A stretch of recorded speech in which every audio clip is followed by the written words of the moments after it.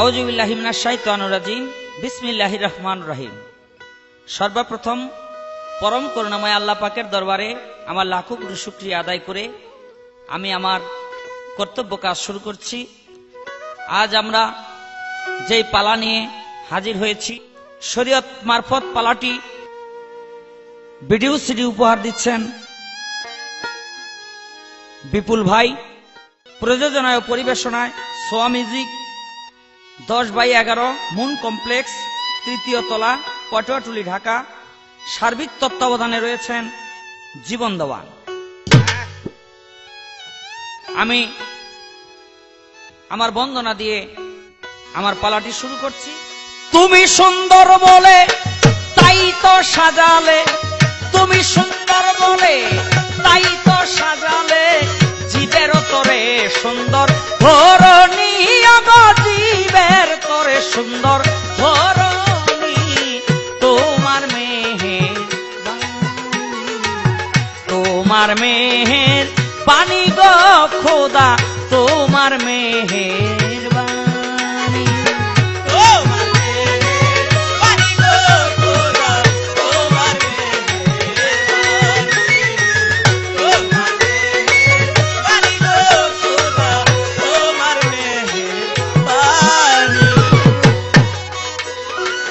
ফুলে ফলে শ্যামল, গরমে শীতল, বর্ষায় বৃষ্টির ঋণী ঝিনি।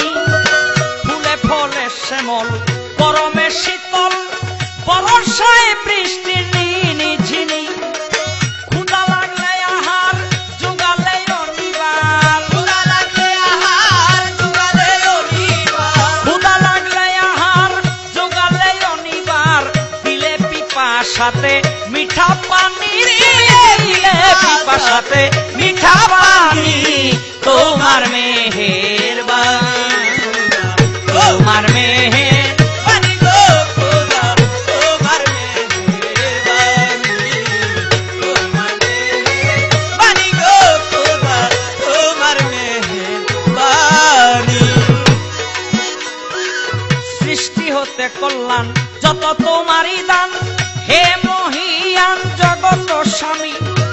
সৃষ্টি হতে কল্যাণ যত তোমারই দান, হে মহিয়ান জগত স্বামী। মানুষে মানুষে বাঁধে প্রেম পাশে, মানুষে মানুষে বাঁধে প্রেম পাশে, মানুষে মানুষে বাঁধে প্রেম পাশে। দিলে ভালোবাসা প্রেম বন্ধনী, দিলে ভালোবাসা প্রেম বন্ধনী। তোমার মেহের বাণী, তোমার মেহের বাণী গো খোদা, তোমার মেহের বাণী, তোমার মেহের বাণী গো খোদা, তোমার মেহের বাণী। জানালে ঘোষণা, করিলে গুনাহ, করিবে ক্ষমা তুমি চাহিলে প্রাণী। জানালে ঘোষণা, করিলে গুনাহ, করিবে ক্ষমা তুমি চাহিলে প্রাণী। পাপেতে দুরাশা, আবুলের তবু আশা, পাপেতে দুরাশা, আবুলের তবু আশা। রাখিয়াছে তোমারে দয়াল জানি, রাখিয়াছে তোমায় দয়াল জানি। তোমার মেহের বাণী, তোমার মেহের বাণী গো খোদা, তোমার মেহের বাণী, তোমার মেহের বাণী গো খোদা, তোমার মেহের বাণী। তোমাকে হৃদয়ে রাখি বন্দি পাক পাঞ্জাতন, নূর নবী হযরত আলী ফাতেমা ইমাম দুজন। তোমাকে হৃদয়ে রাখি বন্দি পাক পাঞ্জাতন, নূর নবী হযরত আলী ফাতেমা ইমাম দুজন। তোমার যত আউলিয়া দরবারে সালাম দিয়া, তোমার যত আউলিয়া দরবারে সালাম দিয়া, তোমার যত আউলিয়া দরবারে সালাম দিয়া। বন্দি ভক্তি মূলে জনক জননী, বন্দি ভক্তি মূলে জনক জননী। তোমার মেহের বাণী, তোমার মেহের বাণী গো খোদা, তোমার মেহের বাণী, তোমার মেহের বাণী গো খোদা, তোমার মেহের বাণী।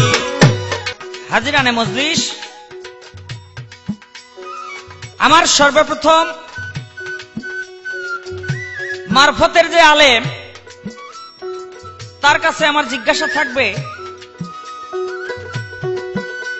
তিনি জবাব করবেন আমার শরীয়ত, এই শরীয়তের সংবিধান হলো পবিত্র কোরআন। শরীয়তের সংবিধান পবিত্র কোরআন। এই পবিত্র কোরআন শরীফের ভিতরে যদি কোনো ব্যাখ্যা, কোন সমস্যার সমাধান না করা যায়, তার হাদিস আছে। হাদিসে না পাওয়া গেলে কিয়াস, কিয়াসে না পাওয়া গেলে এজমা, এমনি করে সমস্ত মীমাংসাগুলো দেয়া যায়। ইবাদতের যতগুলো রাস্তা আছে, যতগুলো পথ আছে, প্রায় প্রতিটি পথ পবিত্র কোরআন পুঙ্খানুপুঙ্খানুরূপে ব্যাখ্যা করেছে। মাকে ভালোবাসা, খেদমত করা, বাবাকে ভালোবাসা, খেদমত করা, ছোটকে স্নেহ করা, রোজা করা, নামাজ পড়া, হজ করা, যাকাত করা, এমনি করে হাজারো ইবাদত কোরআন তার দিক নির্দেশনা দিয়েছেন। আমি জানতে চাই, এর পরেও এমন কি জিনিস আছে যা করার জন্য নতুন করে আবার মারফত করতে হয়? এইটা আবার কি? আর একটা কথা না বললেই নয়, বাংলাদেশের বহু বয়াতি একজন আর একজনের কয় তোমার মারফত হলো ঘোড়ার ডিম, ঘোড়ায় কখনো ডিম পারে না। আর এই লগের বয়াতি কয় মারফত ঘোড়ার ডিম না, ঘোড়ার ডিম না, গোড়ায় ডিম। এই যে আমি মনে করি এগুলো আউল ফাউল কথা, এগুলো না। মারফতের যে খাঁটি জিনিস, কেন একটা মানুষের মারফত করতে হবে, কেন একটা মানুষের মারফত করা জরুরি দরকার, এই সম্পর্কে আজকে তিনি আলোকপাত করবেন। এই আমার সর্বপ্রথম ছোট্ট করে একটি জিজ্ঞাসা। তুমি সুন্দর বলে তাই তো সাজালে, তুমি সুন্দর বলে তাই তো সাজালে, তুমি সুন্দর বলে তাই তো সাজালে, জীবেরও তোরে সুন্দর ধরণী, জীবের তোরে সুন্দর ধরণী, তোমার মেহের পানি, তোমার মেহের পানি গো খোদা, তোমার মেহের বানি, তোমার মেহের পানি গো খোদা, তোমার মেহের পানি, তোমার মেহের পানি খোদা। বিসমিল্লাহির রহমানির রহিম। আমি আমার গান শুরু করছি। আরে সপ্ত সাগর নদী কালি করে যদি, সপ্ত সাগর নদী কালি করে যদি, তবু আল্লাহর গুনাহ কেউলে দিতে নারে। সর্বশক্তি বান্দালা তুমি সংসার গো, সর্বশক্তি বান্দালা তুমি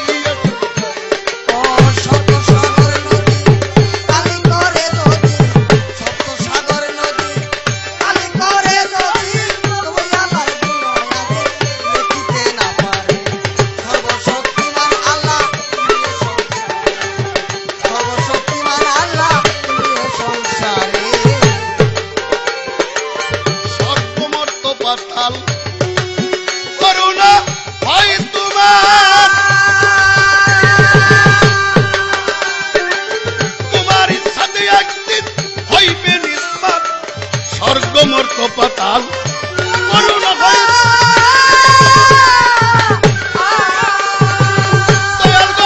তোমার ইচ্ছাতে একদিন হইবে নিষ্পাপ।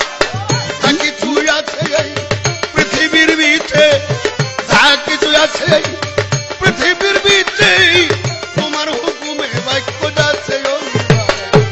সর্বশক্তি বান্দালা তুমি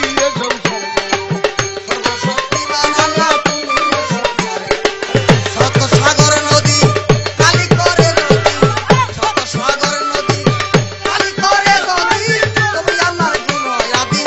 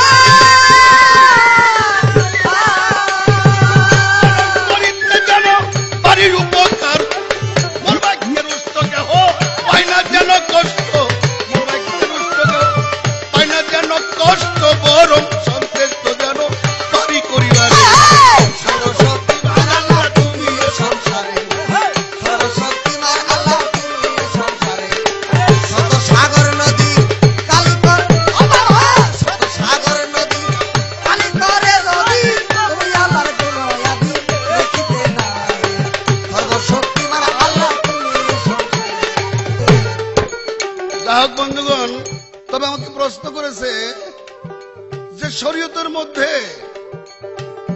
সমস্ত ইবাদতের ফর্মুলা দেওয়া আছে।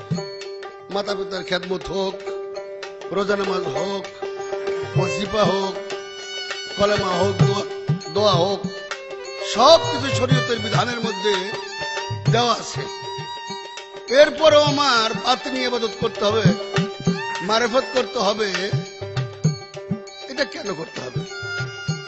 ওই যে ইবাদতের যে ফর্মুলা দেওয়া আছে তার মধ্যে মারিফত করুন লাগবো, এই ফর্মুলাটাও দেওয়া আছে। বাহ বাহ বাহ।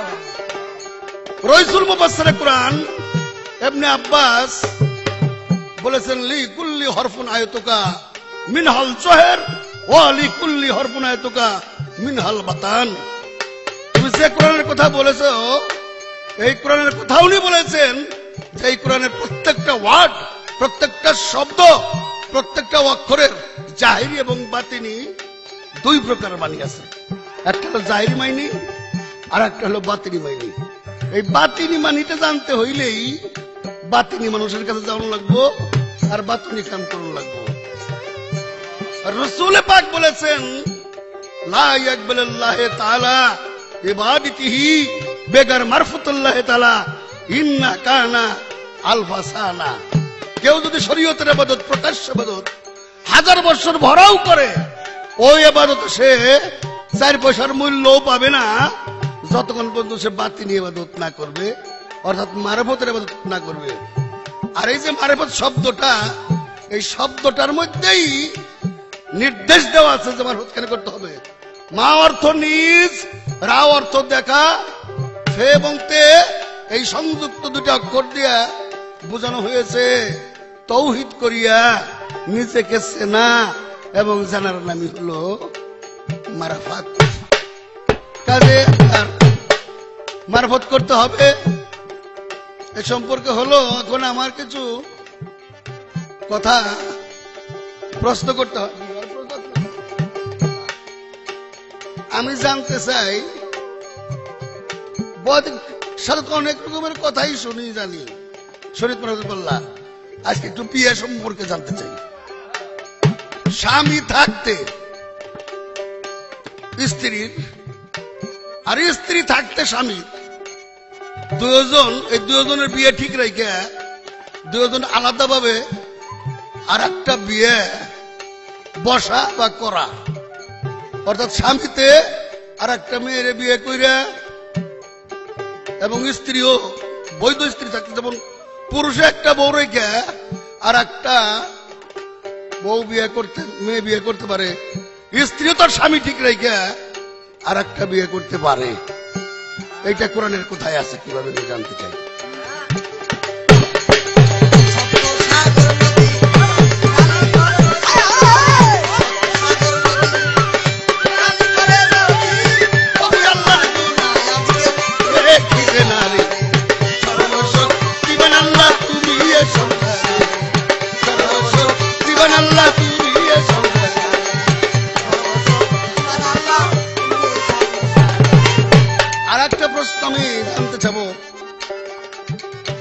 সেটা হলো, আমি এ পর্যন্ত আন্তর্জাতিক খ্যাতি সম্পন্ন প্রায় 20টি তাফসির পড়েছি। কোরআনের তাফসিরে জালালাইন পড়েছি, রুহুল বায়ান পড়েছি, তাফসিরে কাবীর পড়েছি, দুররে মনসুর পড়েছি, তাতাকান্না তাকান পড়েছি, তাফসিরে জিব্রাইল পড়েছি, কোরআনুল করিম পড়েছি, কোরআন দর্শন পড়েছি, কানজুল ইমান পড়েছি।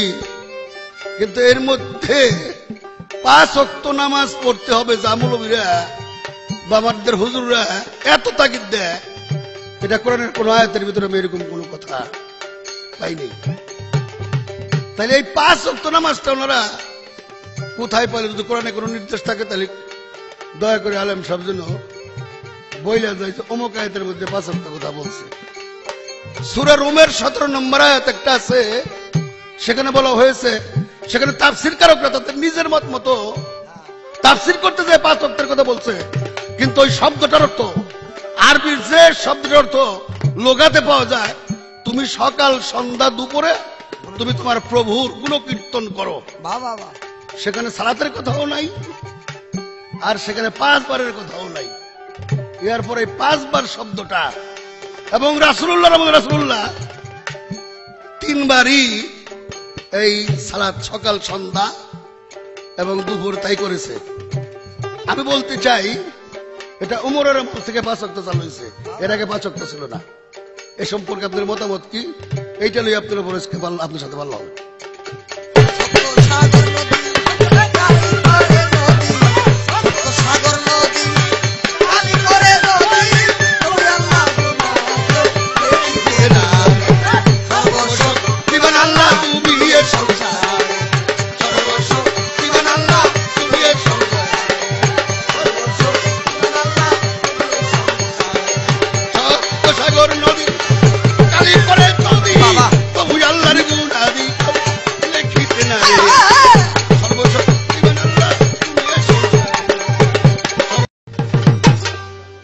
আমার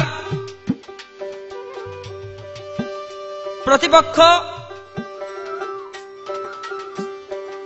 আমার কাছে এবার তিনি প্রশ্ন করলেন, স্বামী রাইখা স্ত্রী, স্ত্রীকে রাইখা স্বামী আরেকটা বিয়া করতে পারে?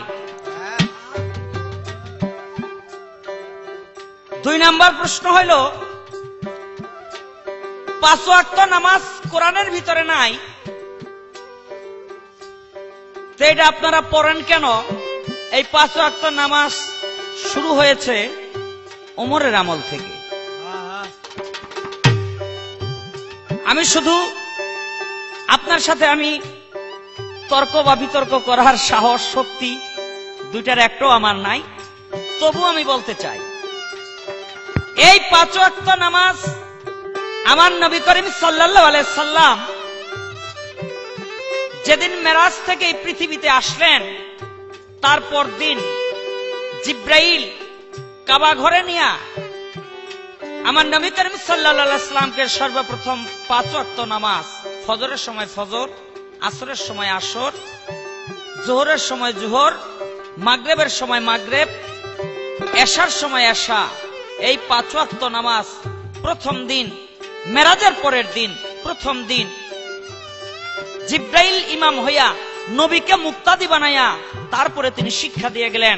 আর পরের দিন জিব্রাইল আবার প্রথম দিন ফজর যেই সময় শুরু হয় আর যে পর্যন্ত তার শেষ, ঠিক শেষ সময় আইসা পরের দিন প্রত্যেকটি ওয়াক্তের শেষ সময় আইসা নবীকে ইমামতি কইরা জিব্রাইল নবীকে মুক্তাদি বানায়া সেই নামাজ শিক্ষা দিয়ে গেলেন। রাসূল প্রশ্ন করেছিল, জিব্রাইল প্রথম দিন পড়াইলেন আগে, দ্বিতীয় দিন পড়াইলেন শেষের কারণ কি? বলে, আমি সীমানা নির্ধারণ করে দিয়ে গেলাম, এখান থেকে এখানে এই নামাজটা পড়া যাবে, এর পরেও পড়া যাবে না, এর আগেও পড়া যাবে না। এটা বুখারী শরীফ 199 পৃষ্ঠা প্রথম খণ্ড। হয়তো এমন কোন হাদিসও থাকতে পারে যে হাদিস ওমরের কথাই বলা হয়েছে, আমি বিতর্কে যাওয়ার সাহস আমার নাই। স্বামী ঘরে রাইখা স্ত্রী আরেকটা বৈধ বিয়ে করতে পারে, এদিক দিয়ে স্বামীও বৈধ থাকবো, আর ওদিক দিয়ে যে বেটার কাছে বিয়া বইল হ্যাঁ বৈধ থাকবো। আমাদের মারফতের আলেম সাহেব যে প্রশ্ন আমারে করছে, এখন এটার যদি আগা বাসা ভাঙ্গা জবাব না দেই তাইলে দেশের মানুষের খুব জুইত হয়ে যায়, বিয়া শাদির একটা হিরিক লেগে যাইব। হ্যাঁ না, এটাকে বলা হয় মোতাবিয়া। মোতাবিয়া আছে, মোতাবিয়া, খালি বুত্তুর বুত্তুর করিস না, কি কই হন। এই মোতাবিয়াটা হইল আগে মুসলমানেরা 3 মাসের জন্য, 2 মাসের জন্য, 6 মাসের জন্য একটা চুক্তি করে তারপরে বিয়ে করত। এটা তখন ইসলাম সিদ্ধ ছিল, এটা বৈধ ছিল। কিন্তু মোতাবিয়াটা আমি পবিত্র কোরআনের ভিতরে পেয়েছি যে আল্লাহ পাক একটা সময় আইসা এটাকে নিষেধ করে দেওয়া হইল যে না, মোতাবিয়া এটা চলবে না। আবার কোন কোন এই হাদিসে বলে যে এটা নবীর পরে ওমরের আমলে নিষেধ করা হয়েছিল। তো যেটাই থাক, এটা কিন্তু এখন চলবে না, এটা মুসলমানের ভিতরে, এটা কিন্তু আবার যে ইহুদি খ্রিস্টানগো ভিতরে আছে, এটা কন্ট্রাক্ট ম্যারেজ। হ্যাঁ, বিদেশিগো ভিতরে আছে, তোমার গর্ভে আমি একটা বাচ্চা নিমু, তুমি আমার বউ না, কিন্তু বাচ্চাটা আমার। এটা কন্ট্রাক্ট ম্যারেজ। এটা ইহুদি খ্রিস্টান এদের ভিতরে আছে, বুদ্ধিস্টের ভিতরে আছে, কিন্তু হিন্দুদের ভিতরে নাই, মুসলমানের ভিতরে নাই, এই জিনিসটা নাই। যার জন্য ওই আইন দিয়া যদি এখন আমরা সমাজের ভিতরে নতুন করে জারি করি, তাইলে কাম সারছে। আমার একটা গান থাকবে, তারপরে দেখি তারে কি প্রশ্ন করা যায়। আমার মন পোষা পাখি গাউরে সাল্লাল্লাহু আলাইহি সাল্লাম, আমার মন পোষা পাখি গাউরে সাল্লাল্লাহু আলাইহি সাল্লাম।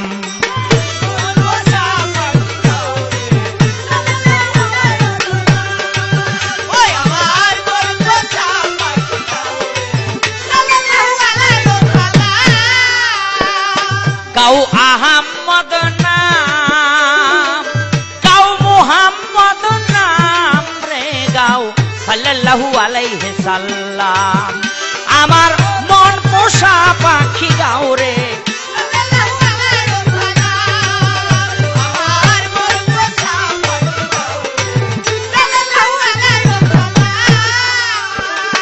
মুস্তাফা যা নে রহমত পে ফেরেশতারা যেই নাম জপে, মুস্তাফা যা নে রহমত পে ফেরেশতারা যে নাম জপে, নবী মুহাম্মদ সালামুন পে, নবী মুহাম্মদ সালামুন পে করে দুনিয়া তামাম সাল্লাল্লাহু আলাইহি সাল্লাম। আমার মন পোষা পাখি গাউরে সাল্লাল্লাহু আলাইহি সাল্লাম।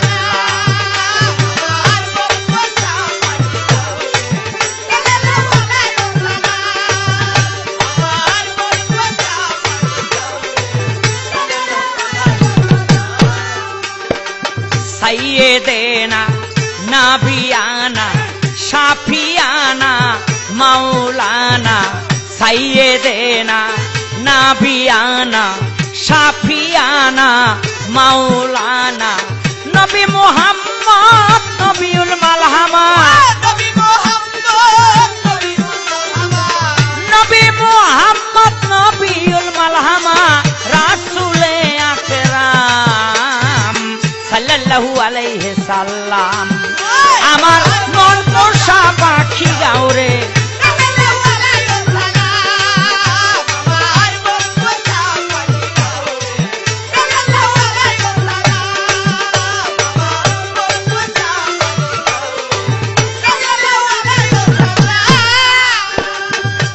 খোদার নবী নবী মোহাম্মদে, আউয়ালের নবী নবী মোহাম্মদে, আখেরি নবী নবী মোহাম্মদে, ইব্রাহিমের নবী নবী মোহাম্মদে, মুসা নবীর নবী নবী মোহাম্মদে, আদম নবীর নবী নবী মোহাম্মদে, দাউদ নবীর নবী নবী মোহাম্মদে, আল্লাহর নবী আমার নবী মোহাম্মদে, রোজ হাসরের নবী নবী মোহাম্মদে, জিনের নবী আমার নবী মোহাম্মদে, ইনসানের নবী নবী মোহাম্মদে, খোদার নবী নবী মোহাম্মদে, নবী মোহাম্মদ নামে মোহাম্মদ, নবী মোহাম্মদ নামে মোহাম্মদ, নবী মোহাম্মদ নামে মোহাম্মদ, এ গানা বুলের গান সাল্লাল্লাহু আলাইহি সাল্লাম।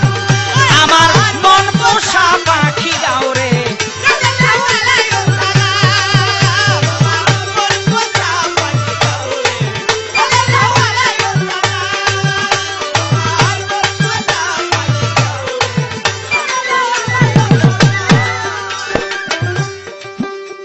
আমার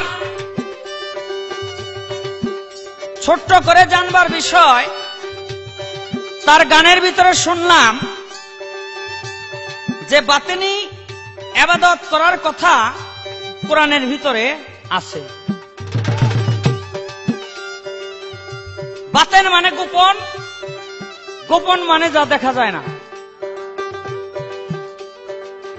আমার এইটা হইল পেশ, যে এই যে গোপন ইবাদত, বাতেনি ইবাদত যা দেখা যায় না, যা যায় না সেই ইবাদত করার প্রক্রিয়াটা কি। আমরা নামাজ পড়ি, এরকম হইয়া দাঁড়াই, রুকুর ভিতরে যাই, সেজদার ভিতরে যাই, এটা হলো একটা অনুষ্ঠান, আনুষ্ঠানিকতা। আমরা রোজা করি, সারাদিন অনাহারে থাকি, শেষ রাতে সেহরি খাই, আর সন্ধ্যাবেলায় ইফতার করি। এটা হলো রোজার যে ইবাদত, সেই ইবাদতের আনুষ্ঠানিকতা। আমরা হজ করি, মক্কা নগর, সেখানে সাই করি, 7 বার তোয়াফ করি, ওই আসওয়াদ পাথরে চুম্বন করি, শয়তানকে ঢিলা মারি, এরহাম বাঁধি, এহরাম বাঁধি, মদিনা শরীফ জিয়ারত করি। এগুলো সব ইবাদতের, হজের আনুষ্ঠানিকতা। সবগুলো ইবাদতের একটা আনুষ্ঠানিকতা আছে, যা চোখে দেখা যায় এবং অন্যজনকে বলা যায় এবং শিখানো যায়। আমি জানতে চাই, এই যে আপনি বললেন গোপন ইবাদতের কথা বলা হয়েছে পবিত্র কোরআনের ভিতরে, এই গোপন ইবাদতটা এটা কি এমন জিনিস যেটা আমরা বুঝতে পারবো এইভাবে করলে আমরা এই গোপন ইবাদতটা করতে পারি? আমার 2 নাম্বার জিজ্ঞাসা থাকবে, একটা গান আছে, ওই যে 30,000 কালাম হইল পবিত্র কোরআন, কালাম নাকি 90,000, 60,000 হইল বাতেন। যেদিন আখেরি জামানার পয়গম্বর এই পৃথিবী থেকে চলে যাবেন, সেদিন জিবরাইল এসে বলেছিল, ইয়া রাসূলুল্লাহ, আল্লাহ পাক আপনার কাছে আমাকে পাঠিয়েছেন, আপনি যদি দুনিয়াতে থাকতে চান তো আল্লাহ পাক সময় দিবে, আর চলে যেতে চাইলে আমি আজরাইলকে সঙ্গে করে নিয়ে এসেছি, আপনি চলে যেতে পারেন। সেদিন নবী বলেছিল, জিবরাইল তুমি আমার কাছে, আমি চলে যাব, যেহেতু একদিন না একদিন আমার যেতেই হবে, তবে আমার একটা প্রশ্ন তোমার কাছে, তুমি আমার কাছে সর্বমোট কতবার এসেছো? বলে 24,000 বার। বলে অন্য নবীদের বেলায়? বলে অন্য নবীদের বেলায় আমি 700 বার করে এসেছি। বলে আমার কাছে এলে তুমি 24,000 বার, আর অন্য নবীদের বেলায় এলে মাত্র 700 বার। এরপরে কি তুমি এই পৃথিবীতে আসবে না?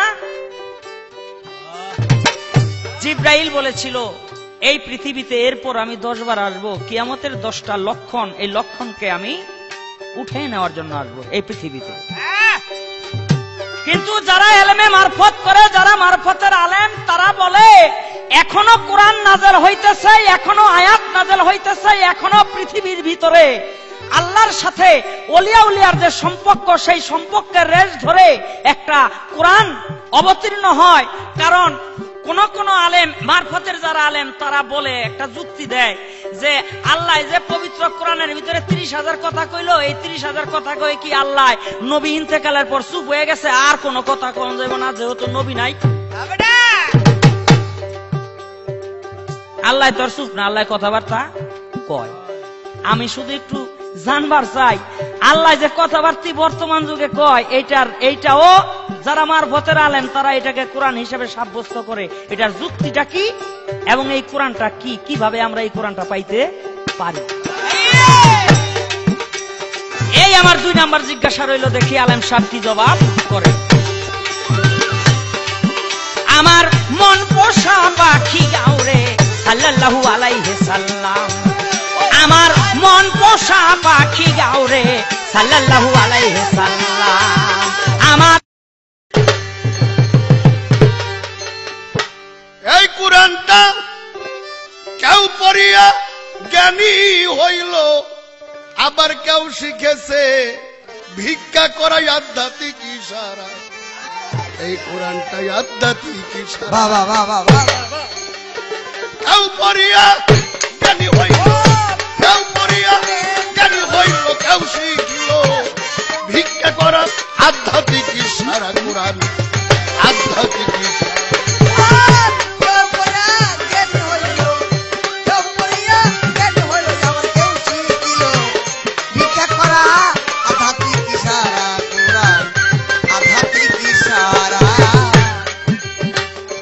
মুন্সি মাওলানা মৌলবী কোরআন পড়ার করছে দাবি, করে না পীরের পাইরবি, অহংকারে ভরা।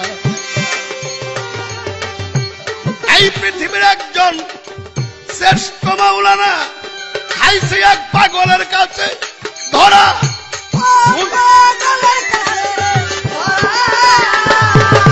এই পৃথিবীর শ্রেষ্ঠ এক মাওলানা খাইছে এক পাগলের কাছে ধরা। উনি পাইছি কয় কোরআনের মগজ, উনি পাইছি কয় কোরআনের মগজ, আর হাড্ডি কামড়াইয়া কুকুরের আয়াত।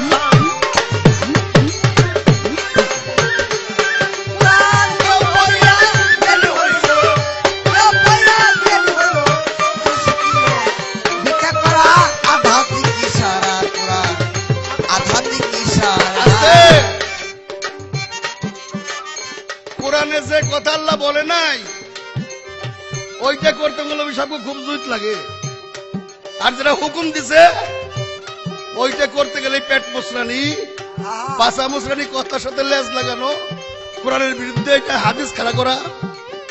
যেখানে বাদশাহী কথা হইতেছে সেখানে চামচের দরকার কি? যেখানে কোরআনের আলাপ হয়েছে এখানে হাদিস দিয়ে তার কভার দেওয়ার চেষ্টা করার কাম কি? কোরআনের কথা হইতেছে, এক আয়াতের বিরুদ্ধে আর একটা আয়াত দিব, আর যদি তা না থাকে ওইটা মাইনে নিব। এরপরে হাদিস এই নে ওই কোরআনের আয়াতের ডাবান লাগবো, দল করে দিল, কুষ্টা দিন লাগবো। এইটাই হলো একটা শয়তানি মনোভাব। যেখানে কোরআনের কোথাও নাই 5 ওয়াক্ত নামাজের কথা, এখানে হাদিসের একটা কথা নিয়েছে যে মেরাজের থেকে 5 ওয়াক্ত নামাজ আনছে, জিবরাইল ওনারে মসজিদ করে নামাজের বাপ কায়দা শিখাইছে। নবীরে জিবরাইল বাপ কায়দা শিখাইতে পারে, ওই জিবরাইলের মায়ের নাম কি আর বাপের নাম কি? হ্যাঁ, যার পশমে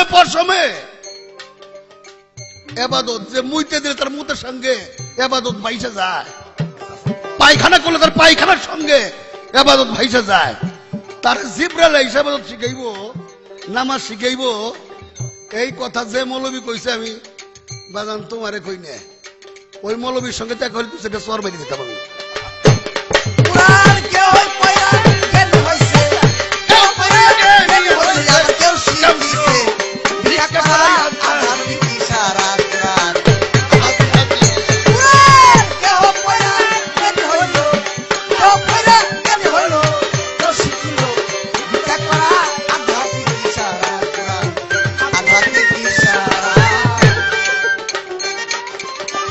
কোরআনের ভিতরে একটা পুরুষকে 4টি বিয়ে করার জন্য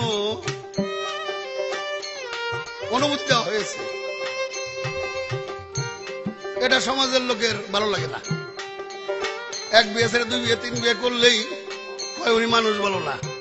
সে সময় ওনাকে কোরআনের দ্বার ধারে না। কোরআনের ভিতরে মোথাবিয়ার কথা বলা হয়েছে, বিবাহিত স্ত্রী, বিবাহিত পুরুষ, বৈধ স্ত্রী রাখিয়া, বৈধ পুরুষ রাখিয়া, স্বামী রাখিয়া তাদের মনের মিলের জন্য কন্ট্রাক্ট দিয়ে তারা করতে পারে। এটা সুলেমান পয়গম্বর থেকে আরম্ভ হইয়া দয়াল নবী পর্যন্ত আসছে। সুলেমান পয়গম্বর তার বৈধ স্ত্রী রাখিয়া এবং সে কন্ট্রাক্ট বিয়ে করেছে, এবং সুলেমান যে নবীর পয়গম্বর স্ত্রী ছিলেন তারও কন্ট্রাক্ট বিয়ে হয়েছে। ইব্রাহিম পয়গম্বরের স্ত্রী সাহারা 2টা বিয়ে হয়েছে 2 জায়গা, একটা হচ্ছে ফেরাউনের সাথে, একটা হচ্ছে এবনে মালিকের সাথে। হ্যাঁ, এইভাবে বিয়ে হয়ে আসছে। নবীদের বেলায় ওনার ওটা অজুত লাগে না, ওটা খারাপ লাগবো, সমাজ নষ্ট হইব। হযরত আলী বলছে উমর যদি এই মুথা বিয়ে বন্দনা করতো, পৃথিবীতে কোনো মানুষ জিনা করতো না। কারণ এরকম একটা ব্যবস্থা যদি থাকতো, যেমন মানুষের ভাতের দরকার, ভাতের দরকার, পানির দরকার, বাতাসের দরকার, খাওয়ার দরকার, তেমন যৌবনের ক্ষুধা মেটানোর দরকার। এটা মানুষের মৌলিক অধিকার। সেই অধিকার আল্লাহ পাক মানুষকে দিয়েছে। সেই অধিকার মৌলবী কাছে জুত লাগে না। মানে উনি যে মন মানসিকতার মনে করছে যে আল্লাহর নবী বুঝে, ওই মন মানসিকতারই। ওনার মনটা হলো ধানের মাথায় কুন্ডা, তার মাথায় হলো বন্ধুর মুন্ডা। হ্যাঁ, কত কত পুরুষ বলা আছে, বড় যদি কথা কয়, ওই মাকে কি কইলি, ওরা তো ফিস করলি কে? উনি তো ওই দলের মানুষ। কেন তোমার যে সাইডে বিয়ে করার হুকুম দিছে, এটা তুমি খুব চুট করে 5টা করলেও তোমার কোন দোষ নাই। আর বড় একটা হইলি দোষ না। এরকম কথা কি বলবো বাবা, বলার আমার কিছু নাই। এমনি সারা বাংলাদেশে নাম হয়ে গেছে রশিদ বইতে গালাগালি পারে। আমি গালাগালি দিলাম না। এই সমস্ত কোরআন যারা না মানে, ওরা হলো জারজ সন্তান।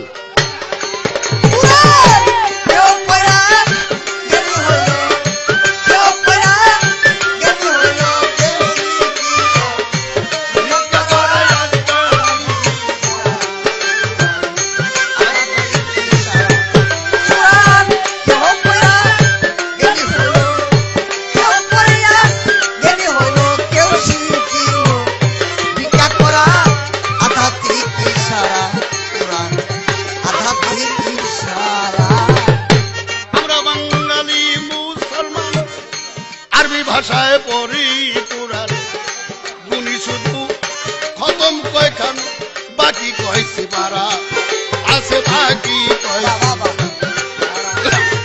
সবই না খতম পড়িয়া করি নাকির পাহাড় খাড়া।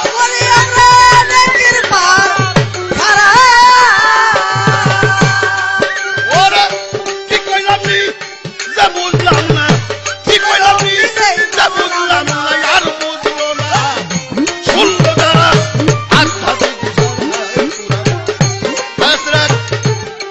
আমাকে জিজ্ঞেস করেছে কলেমার সম্পর্কে, কলেমার নফি এসবাত জাহাজ সেবাত মুকাম মঞ্জিল, এর সাতগন্ধ উরজ নজিল ফানা বাঁকা সম্পর্কে যদি ব্যাখ্যা করতে যাই আমার 4-5 ঘন্টা সময় লাগবে। তুমি এরকম একটা প্রশ্ন বাজান এই ক্যাসেটে জগতে এসে করে জিজ্ঞেস করলা।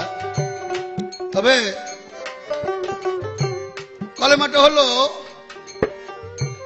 আল্লাহ গুপ্ত ধনাগারে গোপন ছিলেন। কান্তু কাঞ্জান মাকফিয়া না আবাবতান লেউরুফাল্লাযিনা খালাকতু খালকা। উনি নিজেই একটা গুপ্ত প্রেমের ধনাগারে গোপন ছিলেন। সেই প্রেমকে বিশ্বজগতের বিলি করার জন্য উনি সৃষ্টির সূচনা করেছেন। সৃষ্টিতে উনি 5 ভাগে বিভক্ত হয়েছেন, আগুন, পানি, বাতাস, মাটি, নূর। আগুন পবিত্র, পানি পবিত্র, নূর পবিত্র, বাতাস পবিত্র, মাটি পবিত্র, আল্লাহ পবিত্র। তাই এই পবিত্র 5টি জিনিসের নাম লেখা হয়েছে তাইবা। তাইব শব্দের অর্থ পবিত্র। আল্লাহ নিজেই কলেমা। আর এই আগুন, পানি, বাতাস, মাটির দ্বারা পরবর্তীতে উনি আদম সুরতে নিজেই এসে জান্নাতের ভিতরে হাওয়া এবং আদম এক অঙ্গ 2 ভাগ হইয়া একজন আদম আর একজন হাওয়া এই দুনিয়াতে সৃষ্টির রহস্য কে উদ্ঘাটন করার জন্য। আদম হাওয়া হলো সৃষ্টির রহস্যের গুপ্ত এক ভান্ডার। সেই ভান্ডারকে উন্মোচন করার জন্য দুনিয়ার মধ্যে তারা এসেছে। মাতৃগর্ভে যখন পিতার শুক্র গেছে, ওই শুক্রর মধ্যেও আগুন, পানি, বাতাস, মাটি, নূর ছিল, কলেমা ছিল। আর ওই কলেমা পবিত্র অবস্থায় দুনিয়াতে আসছে। শিশু অবস্থায় শিশুর গায়ে যখন পাপ ছিল না, তখনও সে কলেমা আকারেই ছিল। আর গায়ে যখন নাকি সে অনাচারী, অত্যাচারী, জেনাকারী, মিথ্যা, ঘুষখোর, সুদখোর এইগুলো হয়েছে, তার চরিত্রের মধ্যে যখন দাগ লাগছে, পবিত্র কলেমার ভিতরে অপবিত্র এসে গেছে, সে কলেমার থেকে বাদ হয়ে গেছে। আর একটা লোক কামেল মুর্শিদের সাধনা করতে করতে তার দেহের থেকে সেই খারাপকে দূরীভূত করিয়া তার দেহকে যিনি পবিত্র করে পেরেছেন, তৈবাত করতে পেরেছেন, অর্থাৎ পবিত্র করতে পেরেছেন, তার হাতে হাত লাগাইয়া কঠিন রিয়াজতের মধ্যে থেকে ওই কলেমা পাঠ করতে করতে নিজে একদিন কুচরিত্র সরাইয়া নিজের দেহটাকে সে সুন্দর করতে পারে। এবং পবিত্র করতে পারে। এমনি ভাবে কলেমার দ্বারা কিয়ামত পর্যন্ত চলতে থাকবে। বলছে আপনার বাতিনি ইবাদত করার প্রক্রিয়াটা কি? ইবাদত কোনদিন করা যায় না, ইবাদত হয়। এক বেশ্যাবিটি এক কুকুরকে, তৃষ্ণার্ত কুকুরকে পানি খাওয়াইয়া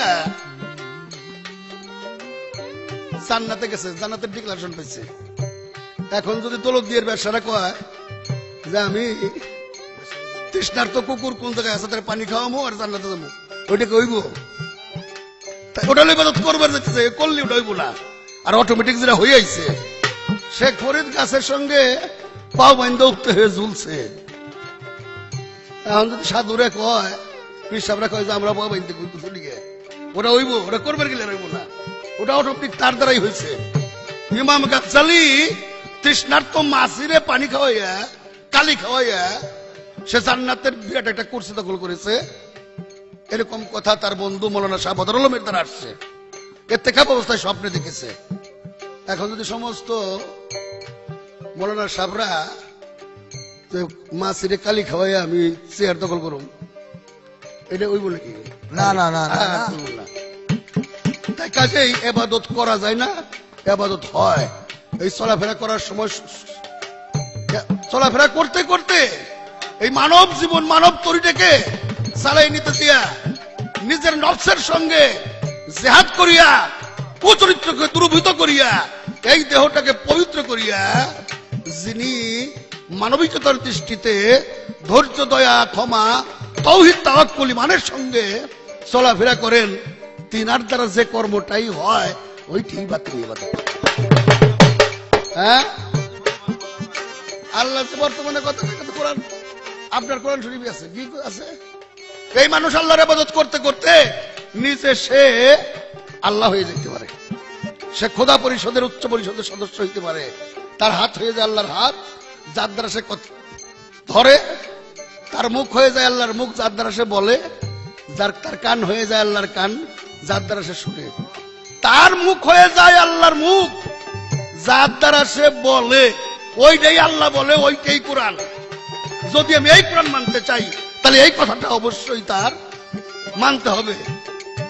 কোরআনের আয়াত সম্পর্কে যারা দ্বিমত পোষণ করে, আয়াত আমি মানতে চাই না, আগের সাথে আমার কথা নেই, এর সাথে করা কথা আমি জানি, তাই বাজানের সাথে আজকে আমি কমু না। কারণ উনি যে অস্ত্র আমার বিরুদ্ধে ফিট করে রাখছে, হ্যাঁ, আমি যে আমার যে মনোভাব ছিল, যদি পাল্লা ওইভাবে একটু ঠাইসে ধরে করুম, কিন্তু আমার দিকে যে কামান উনি ফিট করে রাখছে, আমার আর সাহস নাই যে এর চেয়ে বড় কথা ওনারে আমি কেমন করিয়া কই।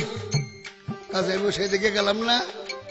উনি যে ভালো ভালো কথার জবাব গুলা দিতেছে, জবাব গুলা পাই আমি শান্তিতে আছি। এই জন্যই যে কথার পাশে লেজ লাগাইতেছে, এটা আমি বুঝতেছি। কিন্তু উনি যে পড়াশোনা করছে, এই সমস্ত কথাগুলো তোমার জানাশোনা আছে, শুই নেই যে চম করে নাই যে হ্যাঁ না এটা কি করেন আপনি। ওই কথার সার্বজনীন মানে শরীয়তে যারা সর্বনাশ হয়ে গেছে, এই শরীয়তের বাঁচানোর জন্য উনি কিছু হাদিসের রেফারেন্স চাই না, শরীয়তের বাঁচান। ও গেছে মইরে, ওটা আমি যে প্রশ্ন করছি, প্রশ্ন করছি শরীয়ত মইরে, এই শরীয়ত কেউ পড়িয়া জ্ঞানী হইল, কেউ পড়িয়া জ্ঞানী হইল, কেউ ভিক্ষা করা আধ্যাত্মিক ইশারা, আধ্যাত্মিক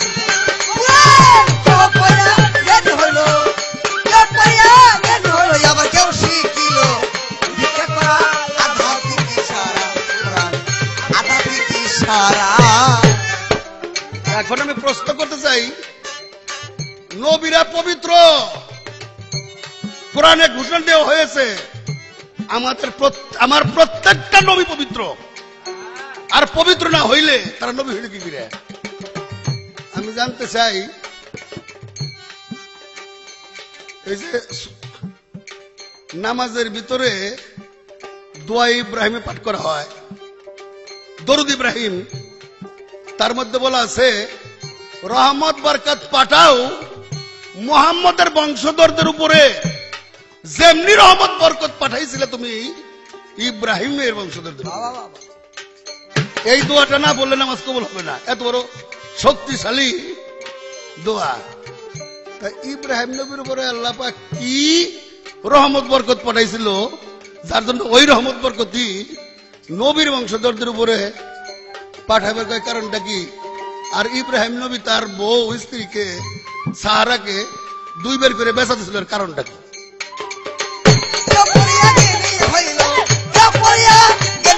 আবার কেউ শিখিল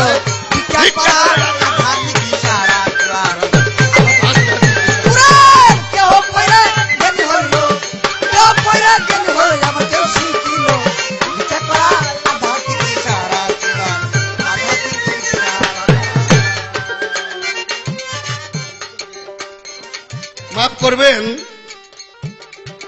সময় কম, কথা কর কাম। বাবা পক্ষে যে প্রশ্ন করছে 1 ঘন্টা, আমি 15 মিনিট 17 মিনিটে কি করে শেষ করি? কোন জায়গায় তো ত্রুটি, অনেক জায়গায় খাবলা খাবলা পড়ে রয়েছে। আমি পরেও কিছু কভার দেওয়ার চেষ্টা করুন। আর এখন আমি এই পর্যন্ত এই বসলাম, দেখি পাল্লার অবস্থা সামনে কি দাঁড়ায়।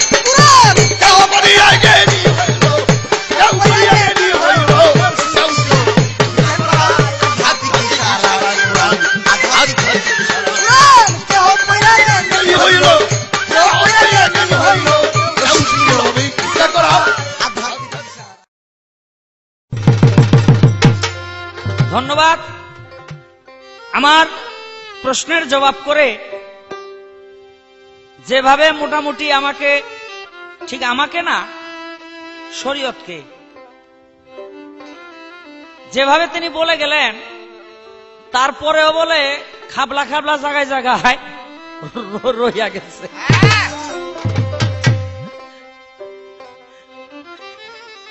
ওই যে এক বেড়া এলো তোতলা, তো বউরে বকা দিব, এখন খালি বাউ করতেছে চোখ চোখ, তো বউ দেখতেছে যে খালি চোচই করে, বকা আইতাছে না। তাই বেডির টাকায় বুঝছি তো তুমি আমার সুতনা নি কইবা। তাই বেড়ায় কয় না লগে জিও কমু। তো আপনি যে লগে জি কইবেন, এই ক্যাসেট যারা শুনতেছে এগো বুঝবে বাকি থাকো। কারণ আমি না সারা বাংলাদেশের মানুষ আমারে না চিনলো আপনারা চিনে। কয় জিগাইলাম কোরআনের কথা, কোরআনের লগাই না তুমি হাদিস জোড়া দিলা। এই যে কোরআনে যার মীমাংসা পাওয়া যায় না তা খোঁজার জন্য হাদিস, এটাই শরীয়ত। কয় জিব্রাইল নামাজ পড়াইছে কাবা ঘরের ভিতরে, যে মৌলভী কইছে পাইলে 2-4টা থাপ্পড় দিত। আসলে আপনি মারতে পারেন, আপনার সেই শক্তি সাহস আছে, আমার নাই। কেন নাই? আমি এটা হাদিসের ভিতরে পাইছি, তাই আপনাকে বললাম। আমি যদি এইটুকু না পাইতাম, আমার কি এমন ঠেকা আপনার কোন, আমার কোনো ঠেকাই নাই। কারণ এই আরেকটা প্রশ্ন করছে, কি কয় এই 4 বিয়া করার হুকুম কোরআনের ভিতরে আছে, যারা না মানে তারা হইল যার সন্তান। এটা আমিও স্বীকার করি। 4 বিয়া করার হুকুম কোরআনের ভিতরে আছে, সূরা নিসা তার প্রমাণ। কিন্তু আগে বুঝতে হইব যে এই 4 বিয়া তখনই করতে পারবে প্রথম বিবি যদি অনুমতি দেয়। এটা হলো একটা পয়েন্ট। 2 নাম্বার পয়েন্ট হইল যে দ্বিতীয় বিয়ে ওই ব্যক্তি করতে পারবে যার যৌবনের শক্তি এবং সংসার পরিচালনার অর্থনৈতিক ক্ষমতা পরিপূর্ণ থাকবে। এখন হাইকোর্টের ওই সমীর উদ্দির মতো 25 বিয়া কইরা লইছে আর 25টারে দিছে ভিক্ষায় নামাইয়া। হ্যাঁ, হাইকা সমীর উদ্দিনও তো করছে। ওই যে সবরাতের সময় দেখা যায় লাইন ধরে বহাই দেয়, তাইলে এই বিয়া করার কথা কিন্তু কোরআনের ভিতরে বলে নাই। সাহস আছে, শক্তি আছে, অর্থ আছে, আপনি 4টা বিয়ে করেন, তাতে কোনো অসুবিধা নাই। কারণ একটা মেয়েকে স্ত্রীর মর্যাদা দিয়া ঘরে আনলে সে পাইল তার যৌবনের খোরাক, সে পাইল তার খাদ্যের সংস্থান, সে পাইল একটা আশ্রয়, সে পাইল তার মাথার উপরে ছাতি।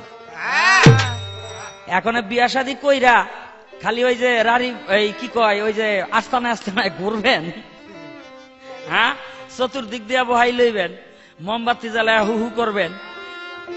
আরে মিরপুর কেন, বহু জায়গায় আছে। এগুলো কিন্তু কোরআনের ভিতরে কয় নাই। আসলে আপনি যদি এই আল্লাহ পাক পবিত্র কোরআনের ভিতরে বলেছেন, আমার একটি আয়াতকে যদি কেউ অস্বীকার করে ওই ব্যক্তি কাফের। আপনি তো বলছেন যারও সন্তান, আমি বলবো তার চেয়ে বড়টা, যে ওই ব্যক্তি হলো কাফের যদি একটি আয়াতকেও কোন ব্যক্তি অস্বীকার করে। আমি তার চেয়েও শক্ত কথা বললাম, এটা ঠিক আছে, কিন্তু সেই সাহসটা থাকতেইব। প্রশ্ন করছে একটা, কয় নামাজের ভিতরে এই ওই যে আমরা দোয়া ইব্রাহিম পড়ি, দোয়া ইব্রাহিমের ভিতরে কই যে আমার নবীর উপরে রহমত বর্ষণ করো এই ইব্রাহিম নবীর মতো, আস্তে ইব্রাহিম নবীর মতো। তো এইটা আমরা কেন কই? আমার নবী হলো শ্রেষ্ঠ নবী, তো তারে আমরা ইব্রাহিম নবীর মতো ওই দোয়া করতে যাব, এর কারণটা কি বাবারে? আমার দিনের নবী পয়গম্বর এই পৃথিবীতে আসলেন ইব্রাহিম নবীর বংশ ভাইয়া। ইসমাইলের বংশ হইল তার বাবা, আর ইসাক নবীর বংশ হইল তার মা। একটা হলো বাবার বংশ, একটা হলো মায়ের বংশ, দুজনেই কিন্তু ইব্রাহিম নবীর ছেলে। আমরা যে শরীয়ত করি, নবী করিম সাল্লাল্লাহু আলাইহি ওয়াসাল্লাম নিজেও ইব্রাহিম নবীর 5টা সুন্নত পালন করতেন। নবী হইয়া ইব্রাহিম নবীর সম্মানে আমার আখেরি জামানার পয়গম্বর 5টা সুন্নত পালন করতেন। এই যেমন এই কি কয়, দাড়ি মোছ ছোট করা, এরপরে ওই নখ কাটা, এই বগল তলা পরিষ্কার রাখা, নাভির নিচের পশম পরিষ্কার রাখা, এরকম 5টি ইব্রাহিমী সুন্নত আমার নবী করিম সাল্লাল্লাহু আলাইহি ওয়াসাল্লাম নিজেও পালন করে গেছে তার সম্মানে। এখন ইব্রাহিম নবীর এক পরিবার নাম হলো তার সারা। এই সারা বিবিকে রক্ষা করার জন্য ইব্রাহিম নবী 2 বার 2 ব্যক্তির কাছে মিথ্যা কথা বলেছিল। ছিল তার স্ত্রী, পরিচয় দিয়েছিল তার এই বোন হিসাবে, পরিচয় দিয়েছিল বোন হিসেবে। একজন হলো ফেরাউন, আরেকজন হলো মালেক। অনেকে মনে করতে পারেন যে মুসা নবীর আমল হইল ফেরাউন, এই ফেরাউন আবার কোনটা? আসলে মিশরের শাসন ক্ষমতায় যে যখন বসতো তখনই তার উপাধি ছিল ফেরাউন। মুসা নবীর সময়ে যে শাসনকর্তা ছিল তার নাম ছিল রামসিস বা রামস। তো এই এলাকা দিয়ে যখন ইব্রাহিম নবী তার পরিবারকে নিয়ে যায়, কারো সুন্দরী বউ পাইলে করে রাখা দেয়। এখানে ইব্রাহিম নবীর বউ খুব সুন্দর, রাখা দিব, কিন্তু বাদশা বোনকে বড় সম্মান করত। এই জন্য কেউ যদি পরিচয় দিত বোন, তাহলে তাকে আর জোর করে রাখতো না। তখন পরিচয় যখন পাইল তার বোন হয়, তখন সে প্রস্তাব পাঠাইল তাহলে আমার কাছে বিয়ে দিয়ে যাও। ইব্রাহিম নবী তো জবানে ঠেকা, বোন হলে তো বিয়ে দিতে পারে, এবং একজন বাদশা নিরুপায় হইয়া বিয়ে দিয়ে গেছে। কিন্তু বিয়ে দেওয়ার পরেই ঘরের থেকে বাইরেতে না বাইরেতে ফেরাউনের উপরে আল্লাহর গজব শুরু হয়ে গেছে। যখন গজব শুরু হয়ে গেল, তখন ফেরাউন ডাইকা ইব্রাহিম নবীকে বলে যে তোমার বোন তুমি ফেরত লয়ে যাও, এই বউ আমি রাখুম না। আর আরেকটা ঘটনা আছে, ওই যে মালেক, একই রকম, ওই রকম বিয়ের পর গজব আরম্ভ হয়ে গেল। তখন ওই মালেক ডেকে বলল যে আমার এই বউ আমি রাখুম না, তোমার বোন তুমি ফেরত নিয়ে যাও। এখন কথাটা হইল যে আমরা যে ইব্রাহিম নবীর মতো দোয়া আমার নবীর জন্য চাই, আমার নবীর বউ কারা লয়ে যায় না, আমার নবীর বউ কেউ নেয় না, কিন্তু আমাগো বউ লয়ে মেলা করছে মানুষে। আমাগো বউ মানুষে লয়ে মেলা করছে। এই জন্য হইল এখন আমরা বলি নবীকে নবীর তো এই দোয়ার কোনো দরকার নাই। আমরা একবার দোয়া করলে নবী আমাদের জন্য 10 বার দোয়া পাঠায়। আমরা একবার নবীরে দোয়া করলে আমাদের জন্য 10 বার পাঠায়, যার জন্য আমাকে একটা বিপদ থাকলে 10 বার দোয়া পাঠাইলে আমরা 10 রকমের বালা মুসিবত থেকে মুক্ত হয়ে যাই। এজন্য হলো নবীকে বললে আমাদের সেই ফেরত পাওয়ার জন্য আমরা এই কথা বলে থাকি। তো আমার একটা ছোট্ট প্রশ্ন থাকবে, সেই প্রশ্নটা হইল যে এরা গোপন ইবাদত করে।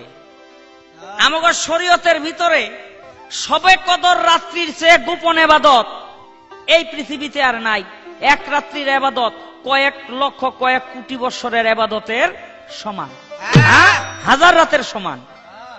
আমি শুধু জানতে চাই, এই যে একটা গোপন ইবাদত, এক রাতে ইবাদত করলে কোটি কোটি বছরের ইবাদত, লাখ লাখ বছরের ইবাদত, হাজার বছরের ইবাদতের সমান হয়ে যায়। এটার কোনো মানে শরীয়তে যেটা বলে যে এটার কোনো লেখাজোখা নাই। তো আপনারা যে গোপন ইবাদত করেন, একটা দিন তো দেখলাম না ওই মসজিদে গিয়ে এই গোপন ইবাদতটা করতে। শবে রাতের রাত্রে, শবে কদরের রাত্রে অথবা শবে রাতের রাত্রে যেটাই কোন দুটোটাই গোপন ইবাদত, এটা করেন না কেন? এই আমার আরেকটা জিজ্ঞাসা রইল।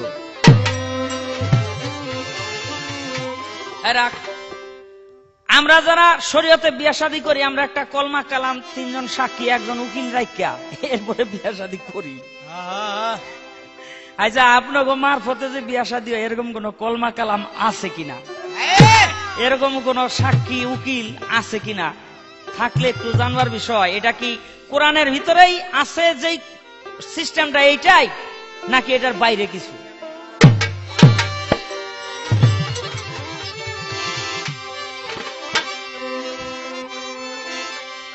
তোমার উম্মত বলে নিদান কালে গো নবীজি, উম্মত বলে নিদান কালে গো নবীজি, উম্মত বলে নিদান কালে গো, আমায় লয় স্বীকার করে, তুমি লয় স্বীকার করে, সাফায়াত করিও আখেরে। নবী গো দয়ালের নবী গো, সাফায়াত করিও আখেরে।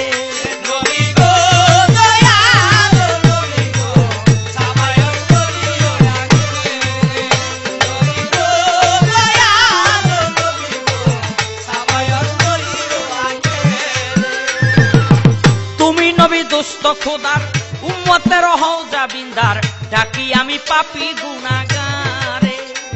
ওরে তুমি নবী দুষ্ট খোদার উম্মতের হও জাবিন্দার, ডাকি আমি পাপী গুনাহগারে। আমায় উম্মত বলে কইরো স্বীকার গো নবীজি, উম্মত বলে কইরো স্বীকার গো নবীজি, উম্মত বলে কইরো স্বীকার গো, তুমি কঠিন হাসরে নবী, কঠিন হাসরে, সাফায়াত করিও আখেরে। নবীজি দয়ালের নবী গো, সাফায়াত করিও আখেরে। নবীজি দয়ালের নবী গো, সাফায়াত করিও আখেরে। নবীজি দয়ালের নবী গো, সাফায়াত করিও আখেরে। পবিত্র কলেমার সাথে মুহাম্মদ রাসূল বলিতে আমার যেন পরাণ পাখি উড়ে।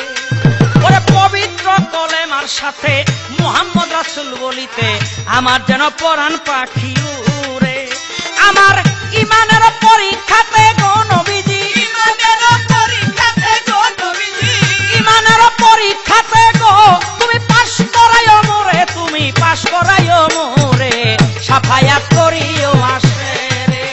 নবীজি দয়ালের নবী গো, সাফায়াত করিও আখেরে। নবী গো দয়ালের নবী গো, সাফায়াত করিও আখেরে। নবী গো দয়ালের নবী গো, সাফায়াত করিও আখেরে। আস্তে পবিত্র কলেমার সাথে মুহাম্মদ রাসূল বলিতে আমার যেন পরাণ পাখি ওরে। শরীয়তের অনেক ইবাদত, আল্লাহ পাক যদি কোনো ইবাদত কবুল না করে, একটা মানুষ যখন মারা যায় তখন একজন ফেরেশতা পাঠিয়ে দিয়া বলে, দেখো ওর ইবাদতের গন্ধ কি কি পাও। তখন ওই মুর্দারের কাছে আইসা নামাজের গন্ধ, রোজার গন্ধ, জাকাতের গন্ধ, হজের গন্ধ, কোনো গন্ধই পাবে না। ওই ফেরেশতা যখন পাবে না, আল্লাহ বলবে দেখো যে এর দেহ থেকে কলেমার গন্ধ পাওয়া যায় কিনা। বলে কোথায় খুঁজবো? বলে মুখের ভিতরে। মুখের ভিতরে দেখবে কলেমার কোনো গন্ধ নাই। আল্লাহ বলবে যে তাহলে দেখো ওর জিহ্বাটা তাগড়ার সাথে লাগানো কিনা। বলে আল্লাহ বলবে যে জিহ্বাটা টাগড়ার সাথে যদি লাগানো থাকে ওকে আমি মাফ করে দিব। বলে কেন? বলে লা শব্দ বলতে হইলে তার আগে হইলে জিহ্বাটা টাগড়ার সাথে গিয়ে লাগে। যদি জিহ্বাটা টাগড়ার সাথে লাগানো থাকে আমি আল্লাহরে মাফ করে দিব, কারণ ও কলেমা বলার চেষ্টা করেছিল, আমার আজরাইল ওকে সময় দেয় নাই। ওর অন্তরের ভিতরে কলেমা ছিল, এই জন্য আমি ওরে মাফ করে দিব। আমার শরীয়তের ভিতরে একটা মানুষের পাপ মুক্তির সর্বশেষ সুযোগ হলো যদি কলেমাটা না পড়েও মরে, যদি অন্তরের ভিতরে কলেমা থাকে তবু আল্লাহ পাক মাফ করে দেয়। তাই পবিত্র কলেমার সাথে মুহাম্মদ রাসূল বলিতে আমার যেন পরাণ পাখি উড়ে।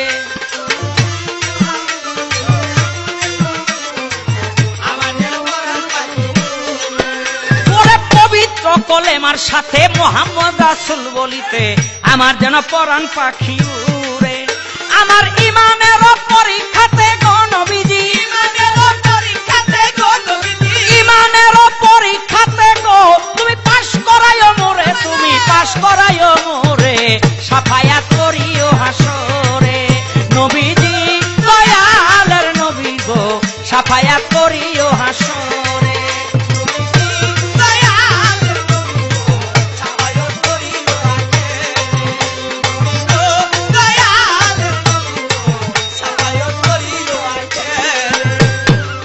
মদিনার মাটিতে শুয়া উম্মতি উম্মতি কইয়া আজও তোমার চোখের পানি ঝরে। হায়রে মদিনার মাটিতে শুয়া উম্মতি উম্মতি কইয়া আজও তোমার চোখের পানি ঝরে। সরকার শাহ আলম উম্মত হইয়া গো নবীজি, শাহ আলম উম্মত হইয়া গো নবী, চিহ্ন না তোমারে নবী, চিহ্ন না তোমারে, সাফায়াত করিও হাসরে। নবীজি ওরে পরিশুদ্ধ অবস্থায় যখন এলহাম ওহি নাজিল হয়, বাবা ওই মানসিক অবস্থাকে সবে কদর কয়। পরিশুদ্ধ অবস্থায় যখন এলহাম ওহি নাজিল হয়, ওই মানসিক অবস্থাকে সবে কদর কয়। কদর অর্থ শক্তি সম্মান গো, যাহা মুক্ত মনে হয় ওই মানসিক অবস্থাকে সবে। হায় হায় পরিশুদ্ধ অবস্থা এলাম ওই নাজিল হয়, এই মানসিক অবস্থাকে সবে। ধন্যবাদ আলম সরকারকে। এবার সে ইব্রাহিম নবীর দাড়ির কথা, ইব্রাহিম নবীর সুন্নতের কথা বলছে। দয়াল নবী ইব্রাহিম সুন্নত কোথায় পায়? ফরজের তো খবর নাই। দাড়ি রাহা ইব্রাহিম সুন্নত, আর দাড়ি চাইছে হলাইতে হইল আল্লাহর ফরজ। বাবা এইবার আমাদের মাযহাবের ইমাম আবু হানাফি রাহমাতুল্লাহ বলেছেন, আমার আল্লাহকে আমি আরশে মহল্লার উপরে দাড়ি মজবিহীন সদ্য যুবকের ন্যায় 100 বার দেখতে পেয়েছি।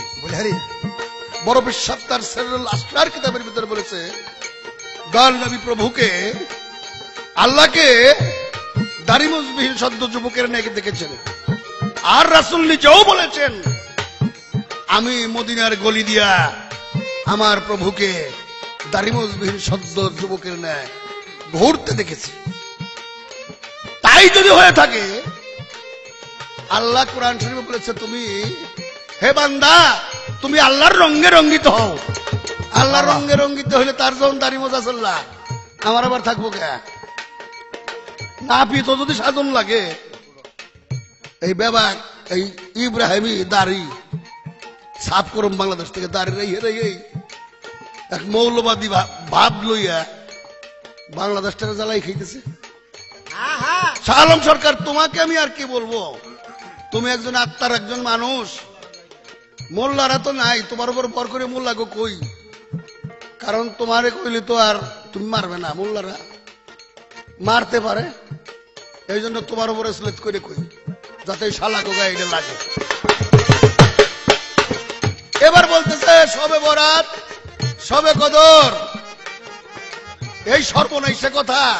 সবে বরাত, সবে কদর, সবে বরাতের রাত্রে চৌথা আসমানে আল্লাহ নাই মেয়া ভাগ্য লিখবো, বলো বলে আল্লাহুম্মা সাল্লি আলা সাইয়্যিদিনা মাওলানা মুহাম্মদ ওয়া আলা সাইয়্যিদিনা মাওলানা মুহাম্মদ। এই সবে বরাতের রাত্রে আল্লাহ সৌজাত আসমানের নাইমে আইসা মানুষের ভাগ্য লিখবো, রেজেক লিখবো।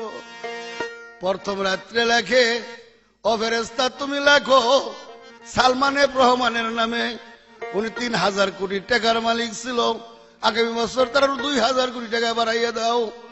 তারপরে লেখে তারেক জিয়ার নামে, উনি 21,000 কোটি টাকা চুরি করছে, আরো বেশি কইরে দাও, আগামী বছর 10,000 কোটি বেশি চুরি করতে পারে। সুবহানাল্লাহ।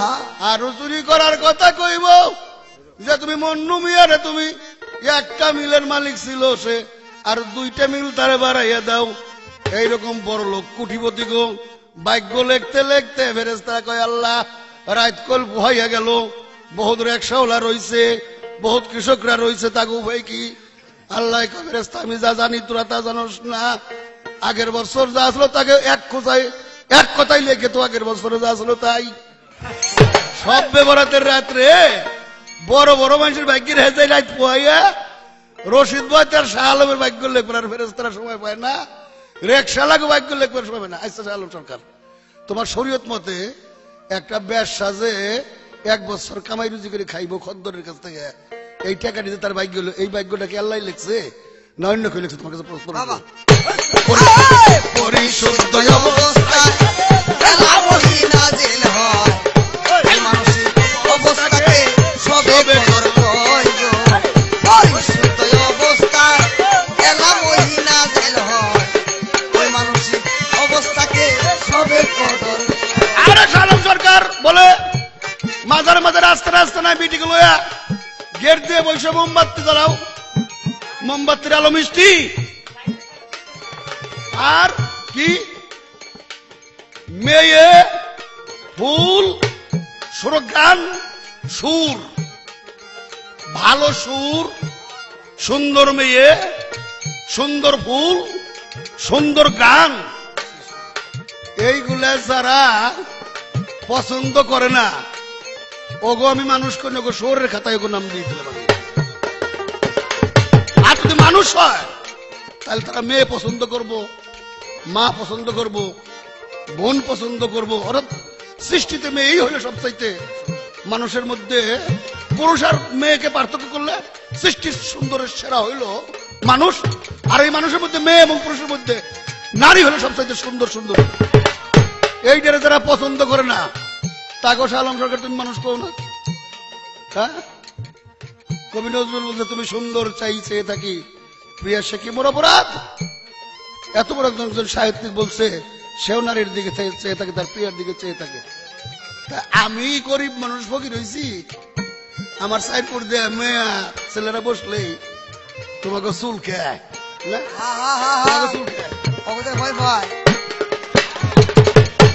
পরিশুদ্ধ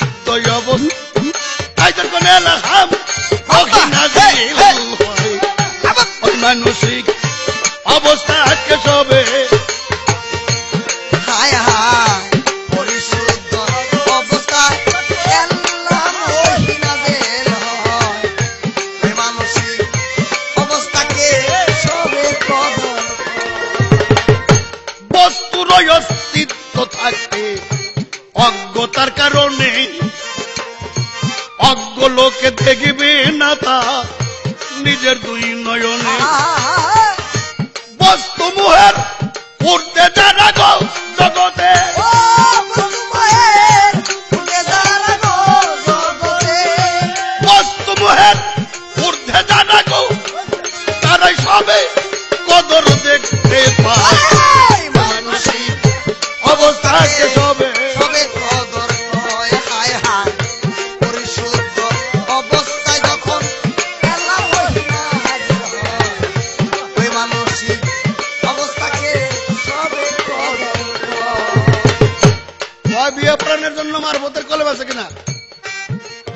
তুমি একজন, আমি জানি তুমি জানা শোনার উপরে গানের জগতে টিকে রয়েছ।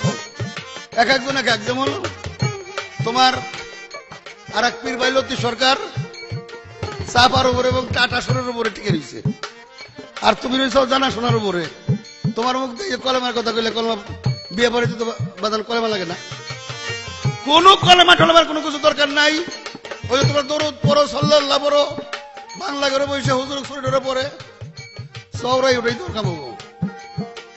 বাড়িওয়ালা মেয়ের যে অভিভাবক, ভাই হোক, কাকা হোক, মামা হোক, বাবা হোক, ও নিজে নিয়ে বলবে, মেয়েকে শোনাবে যে ওই দেখাবে ওই যে তোমার স্বামী, ওকে তুমি প্রথম পছন্দ করো কিনা, তোমাকে 50,000 টাকা মহারণা দেবে বা যাই দেখ, এ টাকায় তুমি রাজি কিনা, তোমাকে ভরণ পোষণ করবে, তুমি তাকে পছন্দ করে বিয়ে করবে কিনা। মেয়ে যদি করবো, ছেলেকে ডাকবে, আসো, এত টাকা মহারণা পায়া আমার মোয়াক্কেলা, আমার ভাগ্নি, আমার মেয়ে তোমাকে পছন্দ করেছে, আমি তার হাতে তোমাকে তাকে তোমার হাতে তুলে দিলাম, বিয়ে শেষ।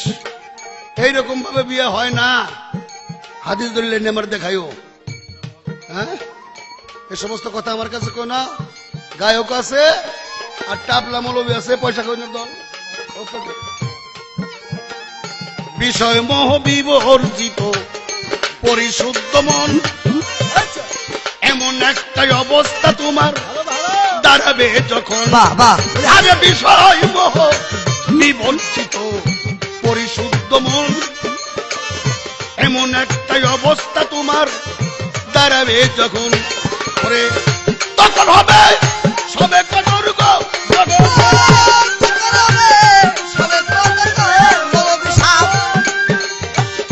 তখন হবে সবে কদর গো, তখন অলি লোকের এলাম, ওই মানসিক অবস্থাকে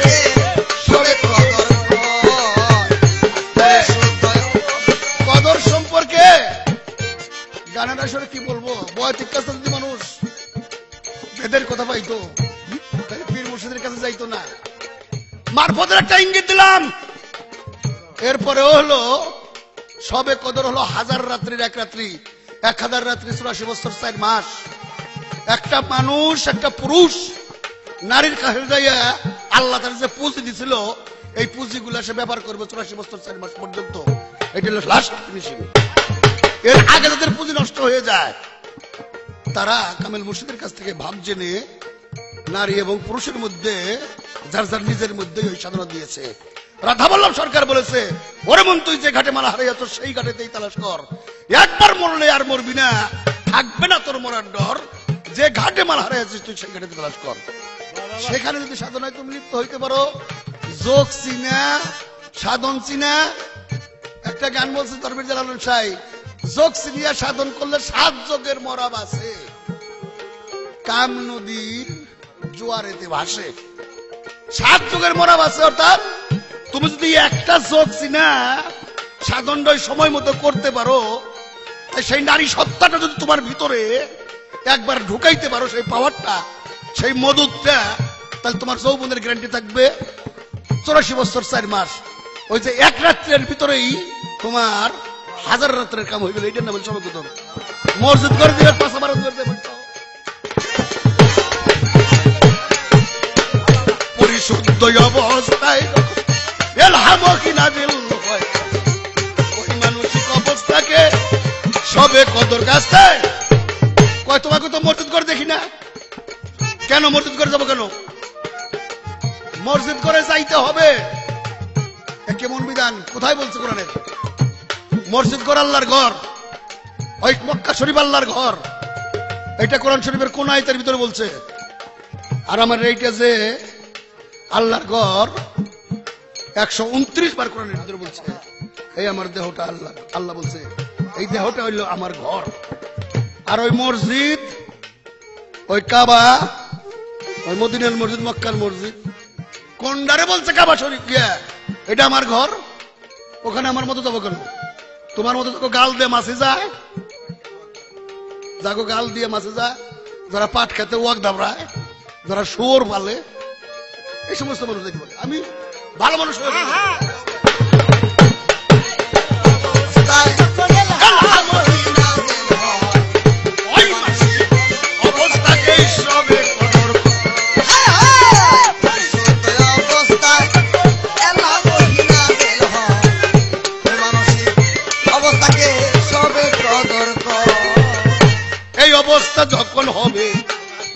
শোনো হাকিকত, তোমার উপর নাজেল হইতে থাকবে গো স্বর্গীয় নিয়ামত।